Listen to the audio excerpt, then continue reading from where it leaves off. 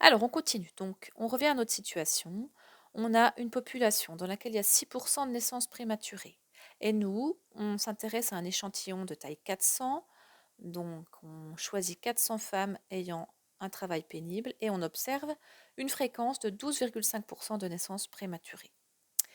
On est en train de travailler sur le modèle mathématique. Donc, si x est une variable aléatoire qui suit la loi binomiale de paramètres 400 et 0,06, en fait, c'est comme si on générait un échantillon de taille 400 en choisissant nos 400 femmes parmi la population de femmes ayant eu des enfants.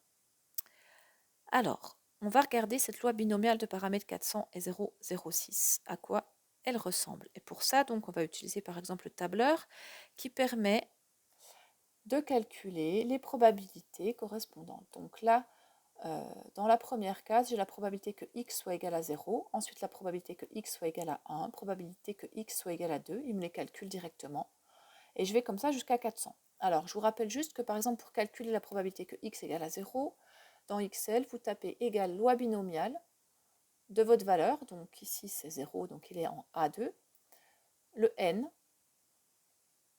la probabilité du succès, et puis faux, c'est on ne cumule pas par rapport à tout ce qui est avant. Donc par exemple, ici, pour x égale 2, si je descends, j'ai probabilité que x soit égal à 2 quand je mets faux.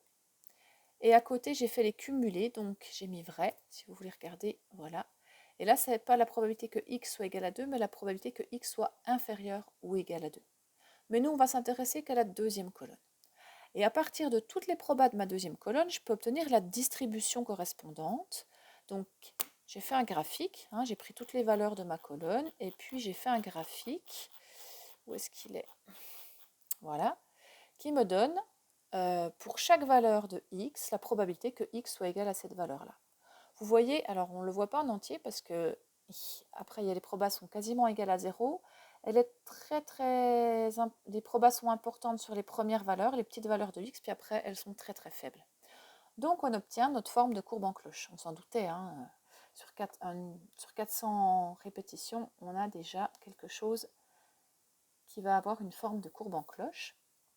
Et nous, on va chercher un intervalle susceptible de contenir 95% des probabilités en tout. Alors l'idée, hein, c'est qu'on aimerait trouver un intervalle ici dans lequel on ait en fait le cumul des probabilités correspondantes, hein, soit par exemple 95%. Alors ça, c'est si je cherche un intervalle de fluctuation au seuil de 95%. Alors, si je cherche un intervalle de fluctuation au seuil de 95%, c'est ce qu'on fait en général. Mon alpha, en fait, il vaut 5%. Et mon 1 moins alpha, il vaut 95%.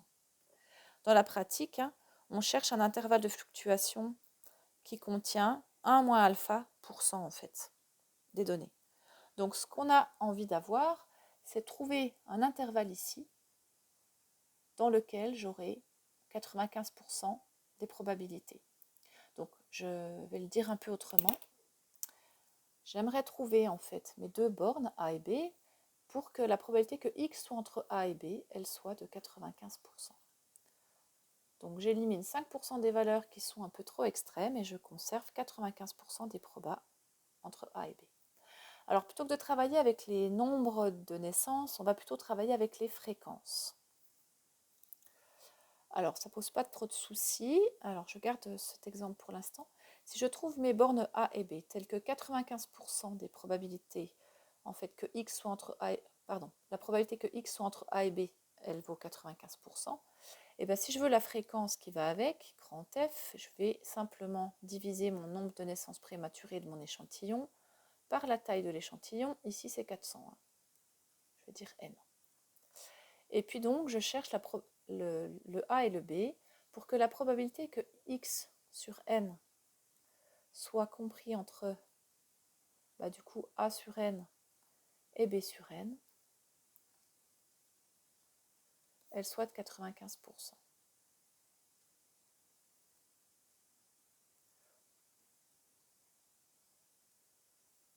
Alors en fait, on pourrait très bien le faire avec notre loi binomiale ici. Donc j'ai fait un petit dessin, hein, je matérialise les choses comme ça. Je cherche donc un A et un B. pour ma loi binomiale. Et vu que j'ai toutes les valeurs des probas, je vais pouvoir avoir les probas cumulées et on va la trouver ensemble. Je vous montre juste, on s'en servira pas après. C'est ce qu'on fait en première, ça. En première, on n'a que la loi binomiale, donc en fait, on cherche une borne A, une borne B, pour laquelle la probabilité que x soit entre A et B fait 95%. Autrement dit, on voudrait que la probabilité que x soit plus petit que A, donc ici,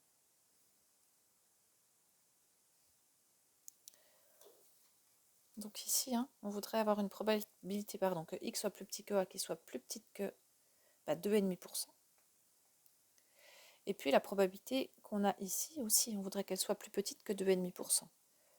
Donc la probabilité que x soit plus grand que b, en fait, elle soit plus petite que 2,5%. Comme ça, on est sûr d'avoir au moins 95% à l'intérieur. Alors dire que la probabilité que x est au-delà de b, elle est plus petite que 2,5%, ça revient à dire que la probabilité que x est plus petite que b, elle va être plus grande que 97,5%. Voilà. Alors, on peut trouver ces valeurs en utilisant notre loi binomiale cumulée. Je reviens à mon tableau Excel et on va chercher la première valeur. On va le chercher le A déjà. Ça suffira. Donc, j'ai affiché les valeurs cumulées ici. Donc, je cumule P de x égale à 0, plus P de x égale à 1, plus P de x égale 2, etc. Et en fait, j'aimerais trouver la plus petite valeur, la valeur de A, pour laquelle je vais avoir moins de 2,5%. Pardon, le A le plus grand possible pour lequel j'ai 2,5%. Donc, avant, alors je le cherche. Donc, on cherche un cumul de 0,025. Quand est-ce qu'on le dépasse? Vous voyez que ici, pour 14, avant x égale à 14, on est en dessous, et puisqu'on a 0,017, et après à 15, on a dépassé les 0,025, donc les 2,5%. Donc c'est à partir de x égale 15 que ça va se passer. Ce qui veut dire que je pourrais, dans cet exemple, dans cet échantillon-là, prendre a égale 15. Voilà. On pourrait trouver de même la valeur de b. Alors, je vous le montre juste rapidement. Vous voyez qu'à 33, on a 0,97,2. Donc, on est encore avant 97,5 et on va dépasser à partir de x égale à 34.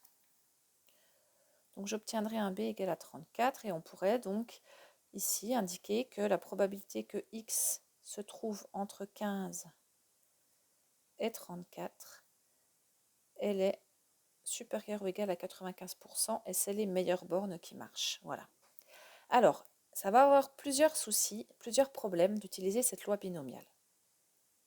Et un des principaux problèmes, c'est qu'on est obligé de tâtonner, de chercher à la main dans les valeurs cumulées quelles sont les bornes qui conviennent, A et B. Et puis, ça va beaucoup dépendre de la taille de l'échantillon, en fait.